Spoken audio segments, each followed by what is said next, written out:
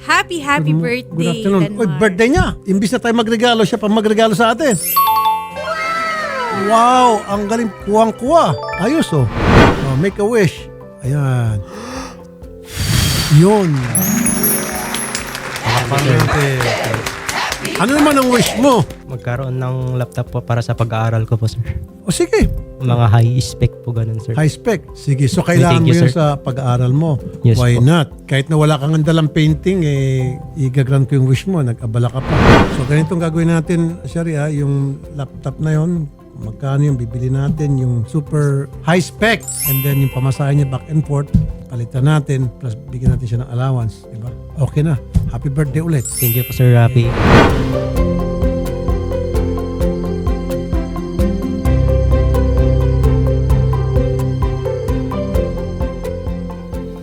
Sir, kumusta na po kayo, sir? Simula nung last time, nakalapit kay Senator at na-present nyo yung napakagandang painting ninyo kay Sir Rafi na ibigay nyo po.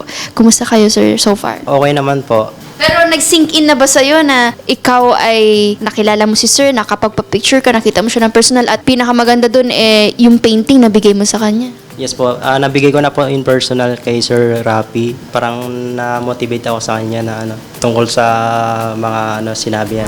Wednesday po, nag-stay po ako dito Wednesday kasi wala po siya kasi nasa hearing po kaya hindi po Friday nung binigay ko yung painting sa kanya. Yun. Anong naramdaman mo, sir, na yung pinaghirapan mong painting na ibigay mo na sa kanya? So, ngayon ba, nag-sink in na ba na ang galing? Parang gano'n.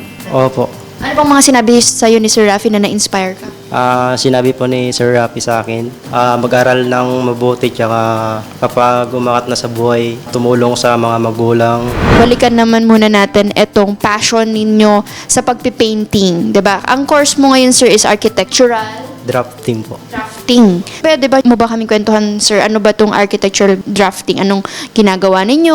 Or kung matapos mo ito, ano basically ba't ito yung kinuha mong kurso? Ang architectural drafting po, more on drawing and planning po. Under sa architecture, non-board po yung architectural drafting.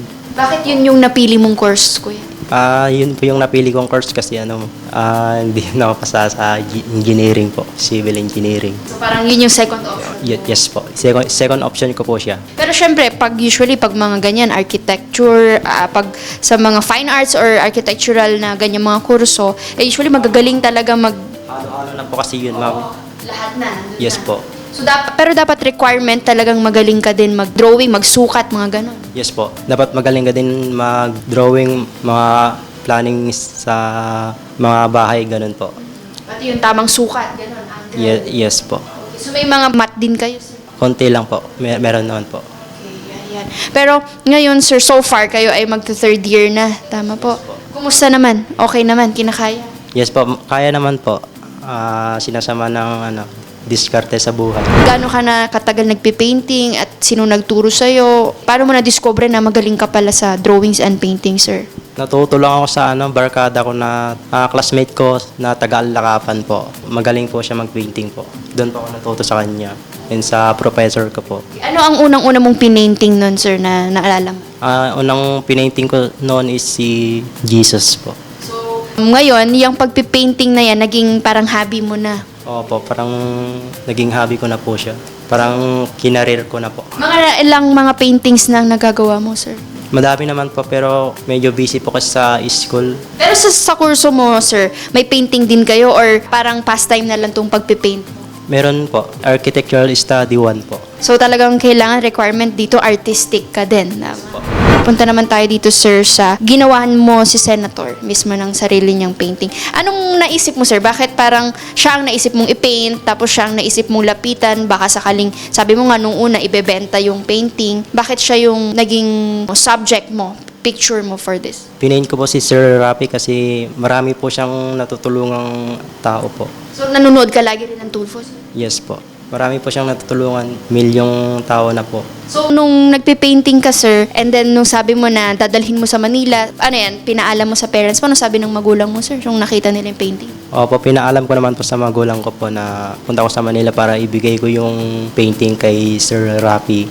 And eto na. So nung binahe mo, paano mo binahe? Nakita ng mga konduktor or ano ba to, naka-box, binabol wrap mo kasi from Cagayan to Manila 12 hours tas bus ang sinakyan mo, sir. So paano nyo sinecure para hindi, syempre painting yun, sensitive sa init? Sinecure ko po siya sa conductor po ng bus po. Naka-bubble wrap po siya and naka-carton po. Tinali naman po ng maigi.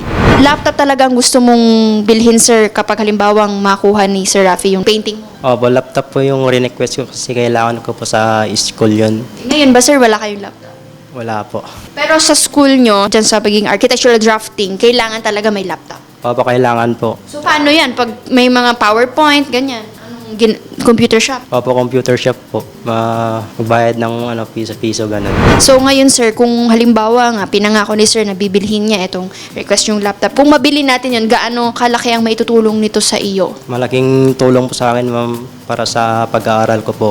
Para marami akong plano na gagawin po. Pang matagalan na. Yes po. Itong napili mong model, sir, ano ba to? Ito talaga yung madalas nire-recommend sa inyo for drafting, for ano ba usually ang essential ng laptop? Gaming laptop po kasi mataas po yung spec niya and mabilis po siya. And yun po yung required ng namin, professor po.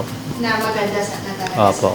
Ayun. And of course nga, again, ang maganda dito, sir, good news is, aside from napagtagumpayan nyo pong maihatid yung painting nyo kay Senator, binigyan pa po kayo ng kapalit nito na laptop. So, ngayong araw, sir, bibilhin na natin yung laptop nyo. So, excited ka na, kuya? Yes po, excited na po. Ito bang first laptop mo, sir, or may laptop na kayo dati? Wala pa, first laptop ko po to. So, ayan, magkakaroon ka na, sir, ng sarili mong laptop. At ngayon, anong nararamdaman mo? At of course, gusto mong sabihin, sir, kay Senator na eto na, makakabili ka na or magkakaroon ka na ng sarili mong laptop? Sir Rafi, I am incredibly grateful and thankful, Sir Idol Rafi, for his generosity and big help. I will never forget this kindness you have shown me. Your support has motivated me to work hard, believe in myself, and continue to pursuing my goals in life. I promise, Sir Idol Rafi, I will use the gift responsibly and wisely. Ayan, and we're very excited as well, sir, na magamit mo na to at makatulong ito sa iyong pag-aaral. And hopefully, soon ay makagraduate kayo at maging isang ganap din na registered architect. So, yun lamang, sir. Ngayon, sasamahan namin kayo, sir, para makapili na po kayo. Ngayon, sir, na kayo ay nagstay dito sa hotel muna. So, sinagot na lahat ng senator para makapagpahinga din kayo. And right now, wala naman na kayong kailangang bayaran, sir. Si senator na po ang bahala. At hopefully po, ay may ihatid na rin po kayo pabalik ng Cagayan. And of course, sir, yun nga pong napamasahin ninyo paluwas dito na si Senator, i-reimburse niya po. And yung stay nyo naman dito, wala na kayong kailangang problemahin dahil sinagot na rin po lahat ng Senator. And of course, yung laptop, sir, bibilihin natin. Sasamahan ka namin mismo, sir, para makita nyo, mapili nyo yung maganda and the best laptop na gusto nyo talaga, sir. Okay po?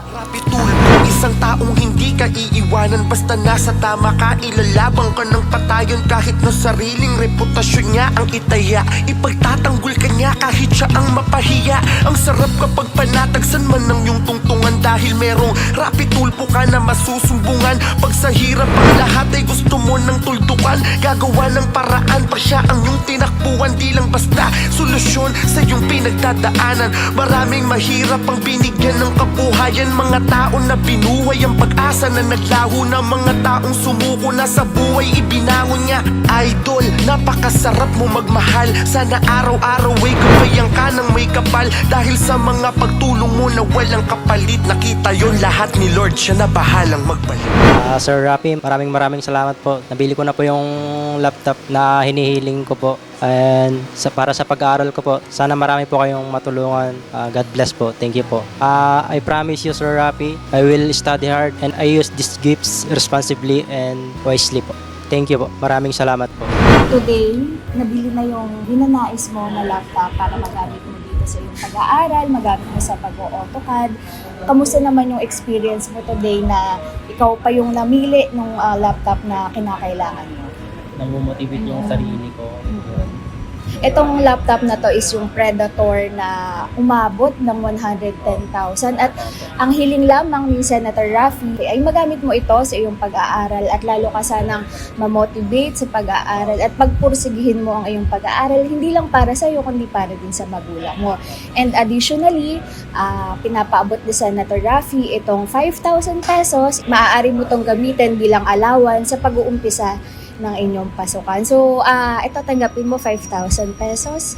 1, 2, 3, 4, 5. Ayan, 5,000 pesos para magamit mo sa iyong pagsisimula ulit ngayong darating na pasukan. So, makakatulong ba itong inabot ni Senator sa'yo? Opo, makakatulong po sa akin to, ma'am. Malaking tulong na po sa akin to para sa allowance ko sa pag-aaral ko po, mga pagkain ko sa boarding, ganun. Sir Danmar, maraming salamat. At maraming salamat din sa tiwalang ibinigay mo kay Idol Raffy pati sa programa ng Wanted sa radyo. And good luck sa iyong pag-aaral. Wini-wish namin ang best para sa iyo hanggang sa maging architect ka at sana magamit mo ng maayos itong laptop na pinagkaloob sa iyo ni Senator Raffy. Ayan, good luck and ingat sa biyahe. Salamat sa'yo, Idol Raffy Tulfo. Ika'y sandalan ng